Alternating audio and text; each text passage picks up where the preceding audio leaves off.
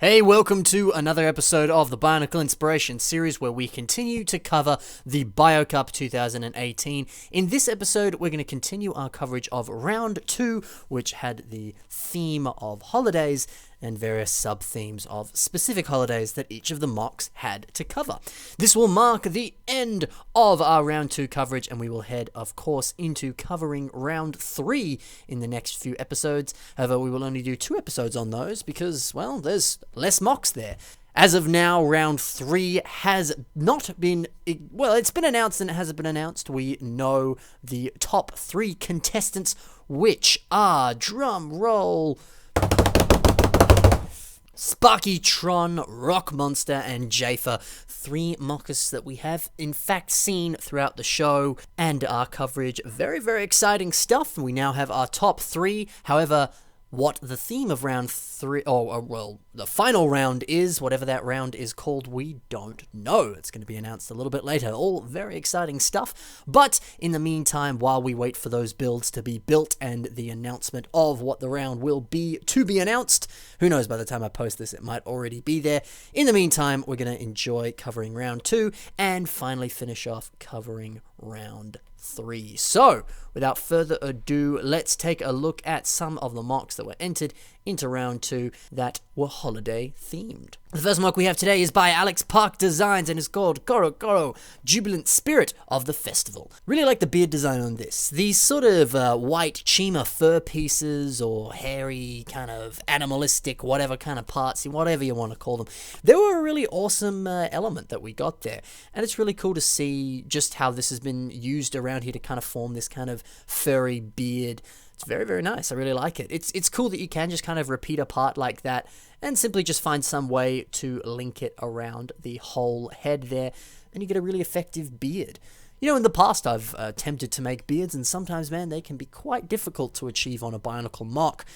But hey, using a piece like that naturally kind of looks a little bit like, hair or fur of some kind, that's kind of the simple and easy solution. So yeah, giving it something like that is a great idea. And it's also kind of cool to see a similar thing done here with the sort of, not quite a dress, but the kind of like loincloth, whatever you want to call it, that's around his waist there. Uses some of these dark tan palm leaf tree pieces here, and yeah, it just works quite well. It kind of fits this kind of dancing festival vibe that this mock has going on, because, let me read the little description that Alex Parks has included. It says, during the festival of the dancing masks, this playful spirit comes out to revel in the celebration.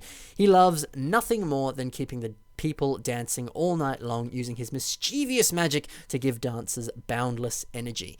So that's pretty cool, hey? And yeah, I think the beard thing kind of adds that kind of evil spirit kind of thing, or mischievous spirit more than evil, I suppose.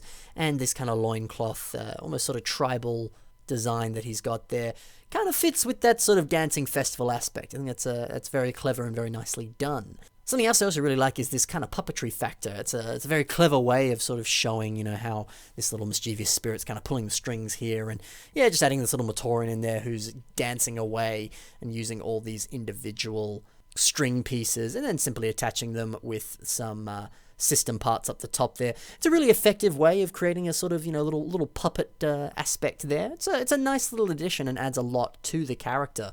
Just sort of gives it a lot of personality, and it's just a really nice little addition, a little bit of a nice feature there. I think it's really cool, and something to think about, we've seen it before in one of the previous, I believe it was on a Bionicle Inspiration series podcast. It was a mock by Anthony Wilson. It sort of had some puppetry aspects to it, and it was a Makuta that he built. I believe it was Makuta Pterodax.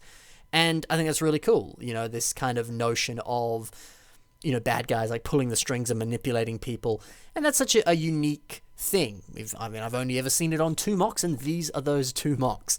And yeah, I just think that's something that's always really cool, and kind of thinking outside of the box there and exploring different ways that you can kind of convey the evil bad guy. Because, you so often see with Bionicles just, big, bad dude, or he's really spiky and evil looking, he's got horns or a cape, something like that, and that makes him look evil. But kind of playing with something else there, it's just cool to see.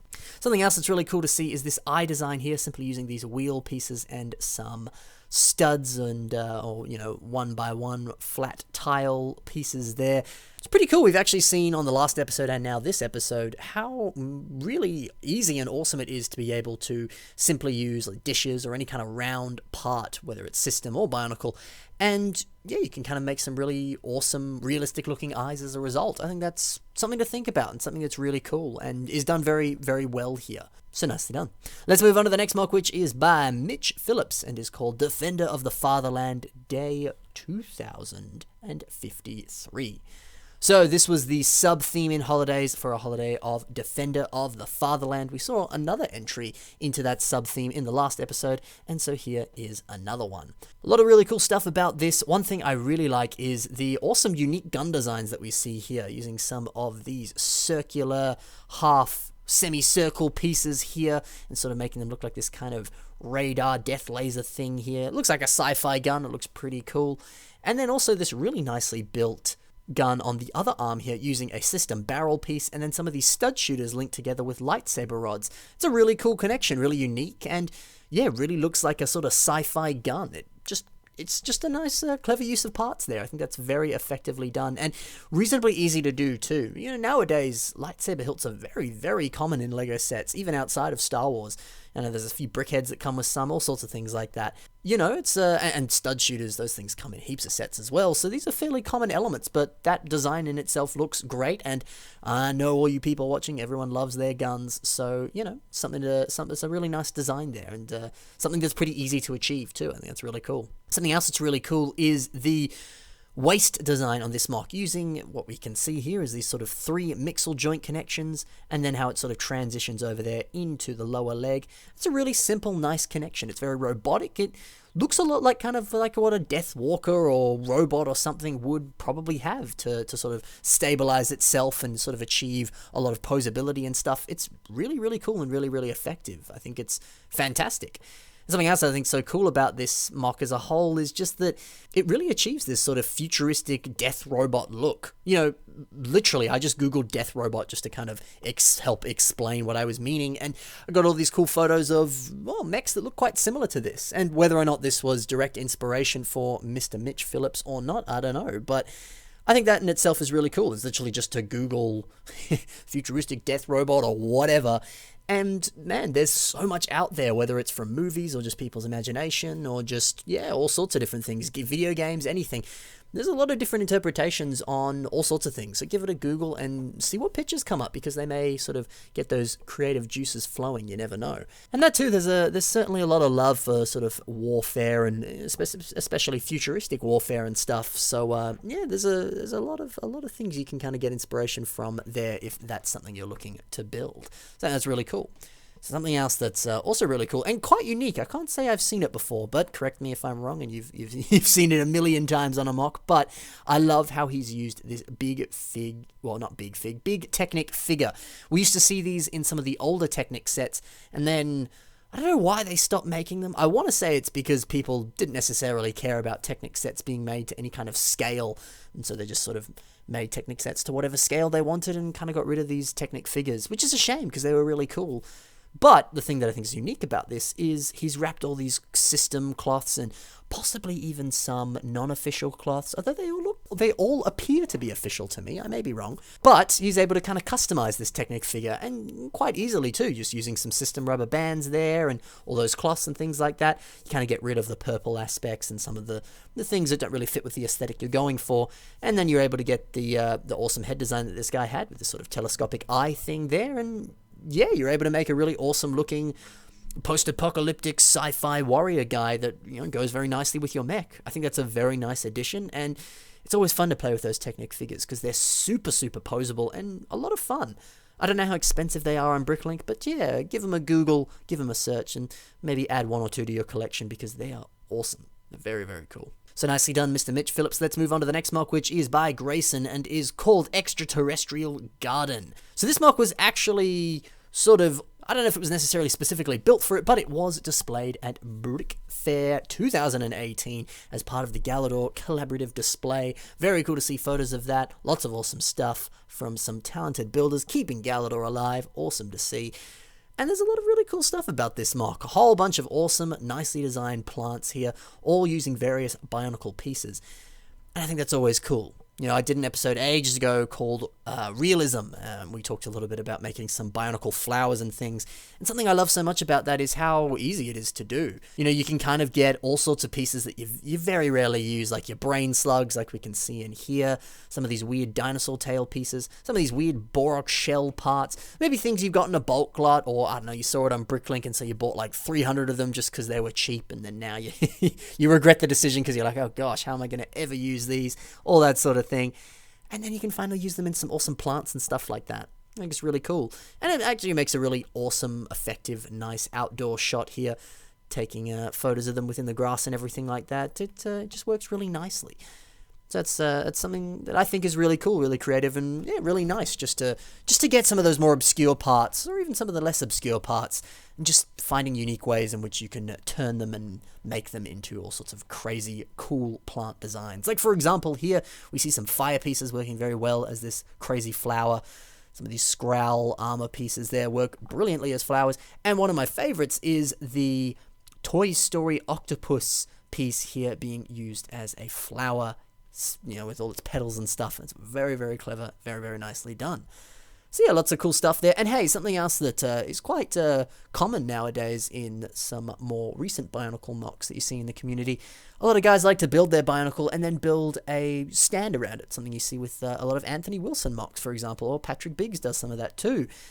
So heck, maybe you can, on one of those stands, if you don't want to use too much system, or you don't have too much system, yeah, maybe play around with some maybe some brick-built plants or some Bionicle-built plants. See what you can do, because, you know, nothing's cooler than we saw some war robots before. Maybe you've got a war robot on some alien planet with big old flowers around it or something like that. I don't know, that's an idea, something to think about, something that's, I think, is pretty cool. So, nicely done, Grayson. Let's move on to the next mock, which is by Kendall Cole, and is called Fat Tuesday, the Mardi God.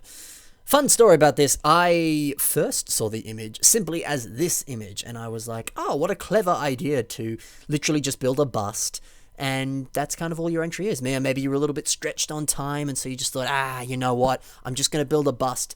But honestly, even if it was just this image, it still really captures the whole personality and the whole vibe of Mardi Gras, which is obviously the holiday he was building for. But then I actually clicked the next button on Flickr and realized there was actually a whole full mock with this. It wasn't just a bust. But again, I still think that's a really interesting point there, is, you know, maybe you have entered the contest, maybe you're a little bit stretched on time, or you didn't enter the contest and you still stretched on time. Nothing wrong with building just a specific aspect of a mock and then using your photography skills to just photograph that part of the mock. And you're still kind of able to capture the essence of what you want to create in a photograph, you know? Because heck, obviously it may not have advanced as far in the contest if it was just that bust picture, but it's still a cool picture, it's still a cool mock, and heck, you know, I on Flickr, I always love to take photos of minifigures. Sometimes it's fun to even convey some, you know, stories or emotions in them and stuff like that. Just, you know, just to create some fun art. And yeah, who knows, that's something to kind of think about when you're building a Bionicle mock, you know. Maybe you don't need to build the whole thing. You just build a certain aspect of it just using the pieces you've got, and then taking some cool, fun photos with it and seeing, I don't know, if you want to create a story behind that, or, you know, just make some cool art. Who knows? I think that's really cool. That that's kind of how I saw this mock, and that's kind of the story that came out of it for me. But let's actually talk about the actual mock. So the mock, of course, was called Fat Tuesday, the Mardi God, and he has created a rather large mock, something that you don't see too often in a mock, which is always really refreshing in my opinion, because quite often we see quite, you know, muscular, you know, very fit Bionicles, and now we don't. Everyone has different body shapes and sizes, so why shouldn't the Bionicle mocks as well? I think that's very cool. Using one of these planet pieces here to create his belly, very nice part use there, and works really well. Even though they are technically different colors, it still seems to flow very nicely with the tan parts used here, all to represent flesh.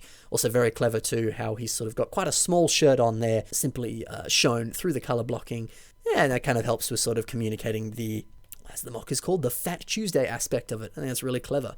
Something else that's really clever too is the face design. I love all the emotion and the sort of personality that this mock conveys, simply achieved through the sort of open mouth design there, and his adorable little mixel eyes there. He looks so happy, he's screaming for joy, having a good time at Mardi Gras. And also really cool, the sort of headdress and the little staff that he's got here. Yeah, again, really sort of symbolic, well, not symbolic, the colors that represent Mardi Gras. I think that's really cool. So yeah, lots to love about these 4 mocks, some fantastic stuff going on there, and that wraps it up for our coverage of round 2 of the Bio Cup. Stay tuned next week, for our coverage of round 3. Well, maybe not next week. I don't actually know when I'm posting this episode just yet, but very soon, at least by Thursday, you will have the first episode where we begin to cover round 3.